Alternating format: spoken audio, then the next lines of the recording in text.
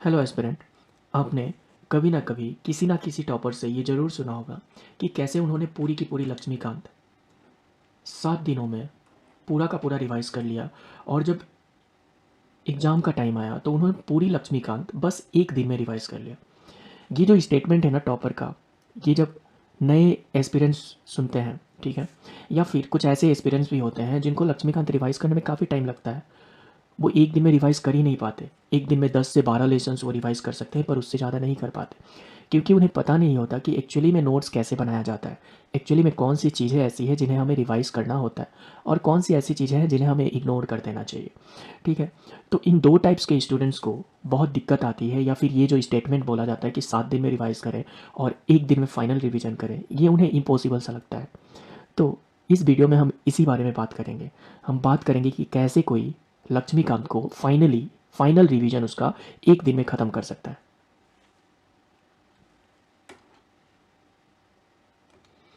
इस वीडियो में सबसे पहले हम बात करेंगे इम्पोर्टेंस ऑफ पॉलिटी, यानी कि यूपीएससी एग्ज़ाम में जो प्रीलिम्स एग्जामिनेशन होता है उसमें पॉलिटी की क्या इंपॉर्टेंस है, कितने क्वेश्चन आते हैं, क्या पॉलिटी हमारे लिए पढ़ना इतना ज़रूरी है, या फिर पॉलिटी को हम इग्नोर कर सकते हैं। और जब हम पॉलिटी में पढ़ने की बात करते हैं तो पॉलिटी लक्ष्मीकांत से कितने हद तक कवर हो जाता है, क्या लक्ष्मीकांत के अलावा हमें कोई दूसरी बुक रिफ़र करने की ज़रूरत पड़ती है। तो दो चीज़ें हम पहले पढ़ेंगे, importance of polity and importance of Laxmikanth. उसके बाद हम पढ़ेंगे इंपॉर्टेंट टॉपिक्स इन पॉलिटी, कौन कौन से ऐसे टॉपिक्स हैं जो बहुत इंपॉर्टेंट होते हैं, जिन टॉपिक से यूपीएससी में लगभग 80 to 90% क्वेश्चन आते हैं। यानी कि इन टॉपिक्स को अगर आप पढ़ के जाते हैं एग्ज़ाम से पहले, तो मोस्ट प्रोबेबली आप पॉलिटी सेक्शन में बहुत अच्छा स्कोर करोगे। उसके बाद मैं 7 डे स्ट्रेटेजी बताऊंगा कि कौन कौन से टॉपिक हैं जो पहले दिन किए जाए, फिर उसके बाद कौन से टॉपिक दूसरे दिन, तीसरे दिन, चौथे दिन, ऐसे करके 7 दिन की स्ट्रेटेजी में बताऊंगा, जिससे आप 7 दिन में पॉलिटी का फर्स्ट रिवीजन ख़त्म कर सकते हैं। और फाइनली मैं बताऊंगा कि एक दिन में पॉलिटी का रिवीजन कैसे किया जा सके। और साथ में आपको मैं, अगर आप वीडियो लास्ट तक देखते हैं तो वीडियो के अंत में मैं आपको पॉलिटी के नोट्स दूंगा, ऐसे नोट्स जिनको आप एक दिन में, जिनके मदद से आप एक दिन में पॉलिटी को रिवाइज कर सकते हो। ठीक है, तो सबसे पहले बात कर लेते हैं पॉलिटी के इम्पोर्टेंस की। इम्पोर्टेंस क्या है पॉलिटी की? तो 2015 में, जस्ट ए मिनट, ये कलर दिख नहीं रहा तो कलर चेंज कर लेते हैं फैन का पहले। ओके, सो पॉलिटी से 2015 में 12 क्वेश्चन आए थे। 16 में 7, फिर 17 में 22, 2018 में 15, 2019 में 12, 2020 में 18, 2021 में 17 और 2022 में 10। लेकिन 2020 में जो ये आपको वेटेज कम दिख रहा है, ये इसलिए दिख रहा है क्योंकि आई आर से बहुत सारे क्वेश्चन आ गए थे।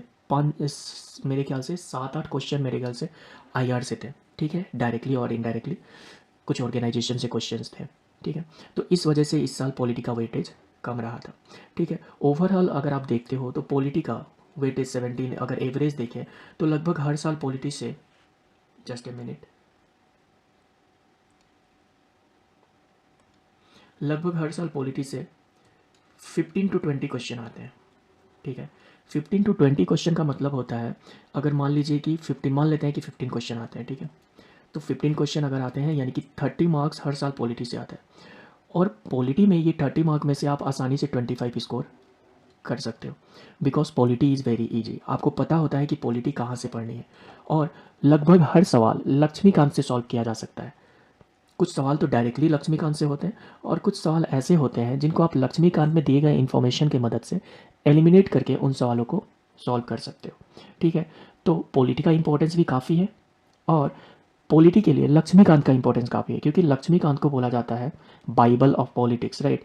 तो लक्ष्मीकांत में इतने सारे इन्फॉर्मेशन है ना, जो लगभग हर एक पॉलिटी के एस्पेक्ट को कवर करते हैं, एटलीस्ट प्री के पर्सपेक्टिव से। ठीक है, अब बात कर लेते हैं कि पॉलिटी में इंपॉर्टेंट जो टॉपिक्स है वो क्या है। तो पॉलिटी में देखिए, अगर आप पॉलिटी लक्ष्मीकांत खोल के देखते हैं तो उसमें लगभग 70 चैप्टर्स है। ठीक है, तो क्या ये 70 के 70 चैप्टर्स इक्वली इंपॉर्टेंट है? क्या इन 70 के 70 चैप्टर्स पे हमें इक्वल टाइम इन्वेस्ट करना चाहिए? जी नहीं।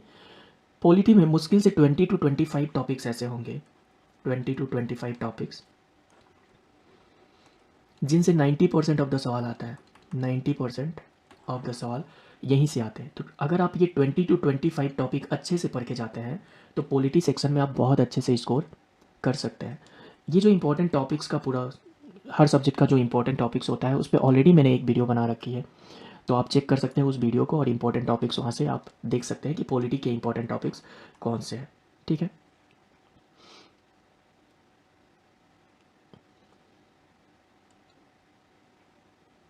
अब हम देख लेते हैं जो 7 डे स्ट्रेटेजी है उसको हमें कैसे करना है। ठीक है, 7 दिनों में हमें पॉलिटी कैसे ख़त्म करनी है। तो पहले दिन जब आप पॉलिटी स्टार्ट करोगे तो preamble, union and its territories, citizenship, fundamental right, fundamental duties, DPSP, amendment to the constitution, basic structure, system of government, emergency provision, ये जो पहले दिन के टॉपिक्स हैं ये हैं। ये टॉपिक्स पहले दिन पे इसलिए रखे गए हैं क्योंकि इन टॉपिक्स से हर साल प्री में क्वेश्चन आ रहा है। ईयर टू ईयर बेसिस आप देखोगे हर साल इन टॉपिक से प्री में क्वेश्चन पूछे जा रहे हैं। इन टॉपिक से ही नहीं बल्कि जो डे 2 में टॉपिक्स रखी गई हैं इन टॉपिक से भी हर साल प्री में क्वेश्चन पूछे जाते हैं। ठीक है, आप जो दूसरा वीडियो है मेरा जिसमें मैंने बता रखा है कि किस साल किस टॉपिक से कितने क्वेश्चन पूछे गए, तो आप देखोगे कि पिछले 10 सालों में लगभग 80 to 90% क्वेश्चन पॉलिटी के इन्हीं टॉपिक्स से आ रहे हैं। ठीक है, इन टॉपिक्स के अलावा जो टॉपिक्स हैं जैसे कि पंचायती राज, ये भी बहुत इंपॉर्टेंट टॉपिक्स है, यहाँ से भी क्वेश्चंस आते रहते हैं। और उसके बाद जो इंपॉर्टेंट है वो है scheduled areas and scheduled tribes, और फिर constitutional and non constitutional bodies. तो पहले दिन में मैंने आपको ऑलरेडी बता दिया कि ये टॉपिक्स करने। डे 2 में आपको क्या करना है, डे 2 में आपको प्रेसिडेंट पढ़ना है। जब आप प्रेसिडेंट पढ़ोगे तो प्रेसिडेंट को पढ़ने के जस्ट बाद आप गवर्नर पढ़ोगे, और जब आप गवर्नर के प्रोविजंस पढ़ रहे होगे कि गवर्नर का इलेक्शन कैसे होता है, तो उसके बाद आप प्रेसिडेंट का भी इलेक्शन रिवाइज कीजिएगा साथ में कि गवर्नर और प्रेसिडेंट के इलेक्शन में क्या डिफरेंस है, गवर्नमेंट के पावर में और प्रेसिडेंट के पावर में क्या डिफरेंस है। तो प्रेसिडेंट आपने पढ़ लिया, प्रेसिडेंट पढ़ने के बाद जब आप गवर्नमेंट पढ़ते हैं तब आपको हमेशा रिफ्लेक्ट बैक करना चाहिए कि प्रेसिडेंट के क्या प्रोविजंस थे इस इशू से रिलेटेड। ठीक है, उसके बाद आपको पढ़ना है वाइस प्रेसिडेंट। स्टेट पे वाइस प्रेसिडेंट नहीं होता तो इस वजह से आपको स्टेट के लिए कुछ पढ़ने की ज़रूरत नहीं है। फिर PM and council of ministers, council of ministers act, PM and cabinet ministers हैं ये। ठीक है, ये सिर्फ आपको जब आपने PM पढ़ा तो स्टेट का आप CM पढ़िए साथ में, सॉरी ये है PM एंड CM, यानी कि पहले आप नेशनल लेवल पे PM को पढ़िए फिर चीफ मिनिस्टर को पढ़िए। उसके बाद नंबर 4 है council of ministers both at state and national level. ठीक है, उसके बाद कैबिनेट कमेटी पढ़िए, फिर पार्लियामेंट पढ़िए, और जब भी आप पार्लियामेंट पढ़िए तो पार्लियामेंट को जस्ट पढ़ने के बाद आप स्टेट लेजिस्लेचर पढ़िए, क्योंकि मोस्ट ऑफ द प्रोविजन जो होंगे पार्लियामेंट और स्टेट लेजिस्लेचर के वो सेम होंगे। आपको उन चीज़ों पे ज़्यादा फोकस करना है जो डिफरेंट हो। ठीक है, जो प्रोविजंस इन दोनों में डिफरेंट हो उन चीज़ों पे आपको ज़्यादा फोकस करना है। उसके बाद पार्लियामेंट्री कमिटीज़, फिर पार्लियामेंट्री फोरम्स, उसके बाद सुप्रीम कोर्ट और हाई कोर्ट। फिर यहाँ भी पहले आप सुप्रीम कोर्ट को पढ़िए और उसके बाद हाई कोर्ट को। ठीक है, और इनके भी पावर्स लगभग सेम होंगे हर जगह, बट आपको उन पावर्स पे ज़्यादा ध्यान देना है जो पावर डिफरेंट हो। ठीक है, और इनको आपको साथ में कंपेयर कर करके चलना है कि किसकी पावर क्या है। ठीक है, इसके बाद जो डे 3 में आप करोगे, डे 3 में आपको सबऑर्डिनेट्स कोड करना है, पंचायती राज। तो इस टॉपिक से डे 3 के यहाँ तक जो डे 1 में और डे 2 में टॉपिक है ये आपका 90% ऑफ द सिलेबस कवर करेंगे। कौन सा सिलेबस, वो सिलेबस जहाँ से क्वेश्चंस आते हैं। तो इन टॉपिक्स को पढ़ते वक्त आपको एकदम डिटेलिंग रखते हैं, यानी कि एकदम ध्यान से एकदम कॉन्सेप्ट को समझ के और एकदम आराम से पढ़ना है। बट इसके बाद जब आप पढ़ते हो ना तो आप थोड़ा अपना पढ़ने का स्पीड बढ़ा दोगे। जैसे सबऑर्डिनेट कोड पढ़ लोगे आप, ये तो बहुत इंपॉर्टेंट है, बार बार मैं इसलिए बता रहा हूँ क्योंकि पंचायती राज हमारे सिलेबस में मेंशन है, मेंस के सिलेबस में, इस वजह से ये इंपॉर्टेंट हो जाता है। फिर यूटीज़ पढ़ोगे आप, यूटीज़ भी इंपॉर्टेंट हो जाता है क्योंकि यूटीज़ आप देखते हो हमेशा ही न्यूज़ में रहता है। कभी दिल्ली गवर्नमेंट से टसल होती है तो कभी पुडुचेरी की गवर्नमेंट से टसल होती है, सेंट्रल गवर्नमेंट की, तो उस वजह से यूटीज़ हमेशा न्यूज़ में रहते हैं। और शेड्यूल एंड ट्राइबल एरियाज़ तो हमेशा से ही इंपॉर्टेंट रहे हैं। उसके बाद कॉन्स्टिट्यूशनल बॉडीज़ और नॉन कॉन्स्टिट्यूशनल बॉडीज़, इन टॉपिक्स के अंदर आप देखोगे बहुत सारे बॉडीज़ का जिक्र है, जैसे कि election commission of India, keg, इसमें भी नॉन कॉन्स्टिट्यूशनल में भी बहुत सारी बॉडीज़ हैं ना। तो इन सारी बॉडीज़ को पढ़ने के लिए आप बस एक टेबल बनाइएगा। ठीक है, इस वीडियो का जो लिंक मैं टेलीग्राम में दूंगा ना, उस लिंक के कमेंट सेक्शन में जाइएगा, वहाँ पे मैं ऑलरेडी आपको टेबल के रूप में ये प्रोवाइड करा दूंगा। एक ही पेज में आप कॉन्स्टिट्यूशनल बॉडीज़ और नॉन कॉन्स्टिट्यूशनल बॉडीज़ रिवाइज कर सकते हैं वहीं से, आपको एक्स्ट्रा कुछ पढ़ने की ज़रूरत नहीं है। तो जब आप इन टॉपिक्स को कम से कम 10-12 चैप्टर होंगे या उससे ज़्यादा भी हो सकते हैं, इन चैप्टर्स को जब आप पढ़ रहे हैं लक्ष्मीकांत से, तो बिल्कुल फटाफट रीड कीजिएगा। यहाँ कुछ डिटेलिंग में जाने की ज़रूरत नहीं है, क्योंकि इनका जो रिवीजन आप करोगे वो आप 1-2 पेज के नोट से कर सकते हो।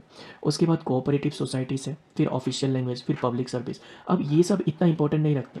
ऑफिशियल लैंग्वेज में जो आर्टिकल होंगे ना, जो अमेंडमेंट्स एंड आर्टिकल होंगे जो ऑफिशियल लैंग्वेज से डील करते हैं, वो सब इंपॉर्टेंट हो जाता है। इसके बाद डे 4 में आप करोगे ट्राइब्यूनल्स, एंटी डिफेक्शन लॉज।